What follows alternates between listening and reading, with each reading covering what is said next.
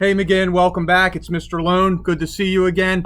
I love these early read alouds. I love all these read alouds with you, let's be honest. But I love the early ones because, as I've said before, when we get new books into the library, which is often the case at the beginning of a year, it gives a chance to share titles that you may never have heard before, that are breakthroughs by certain authors who are emerging, that cover topics that maybe we haven't addressed.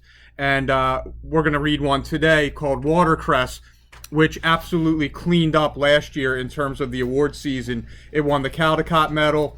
It was a Newbery Honor book. It was the Picture Book Award winner of the year, and it's a phenomenal story about a child who is taught about her heritage, the background, the history of her family, and comes to appreciate what she has. So here we go. The book is called Watercress.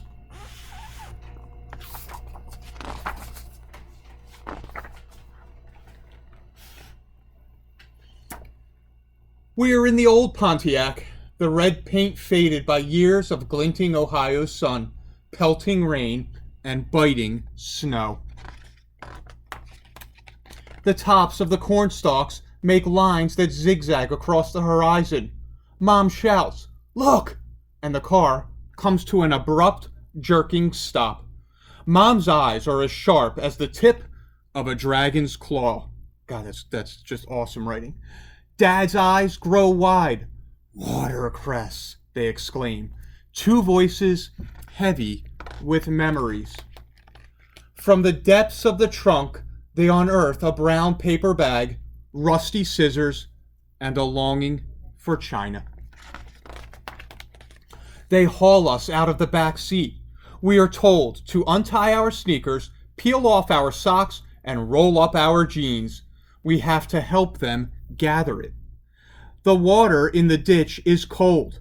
It stings my ankles, and the mud squelches up between my toes. A car passes by, and I duck my head, hoping it's no one I know. My parents cut bunches of the small plant, long stringy stems with leaves as round as coins. My big brother yanks watercress up by the handful, roots dripping dirty water onto my shirt, and he thrusts it close to my face. There are tiny snails clinging to the underside. I squirm away. The bag in my hands grows heavier and heavier with the weight of all the watercress. The paper is soaked, and I'm half afraid, half hopeful that the bottom will split, sending all the plants back down into the muck. Finally, we load everything, the soggy bag, my sopping shirt, our sodden selves, into the car and head home. Our original destination is long forgotten, a memory of something unfinished. On the dinner table that night is a dish of watercress, glistening with garlicky oil and freckled with sesame seeds. The mud and the snails are long gone, but I still don't want to eat it, any of it.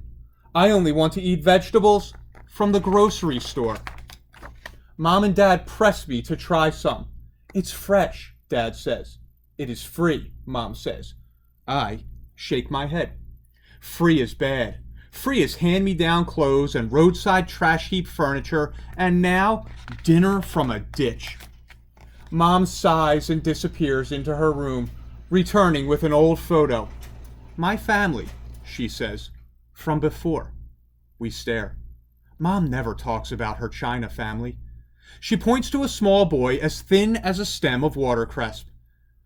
"My little brother, your uncle." We hold our breaths. Mom never told us what happened to him.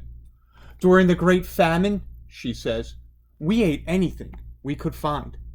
But it was still not enough."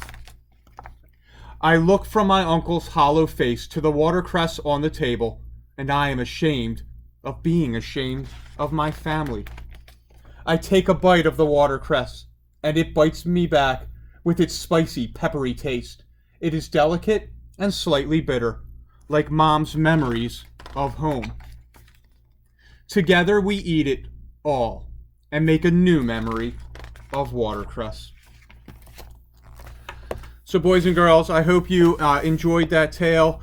It is something that we can learn from, that we can learn about our cultures, appreciate that some things that we have that we may take for granted, others really struggled and have difficulties. And so, as we go during the year, we'll have some stories that are going to make us laugh. We're going to have some stories that make us think. We're going to have some stories that make us appreciate.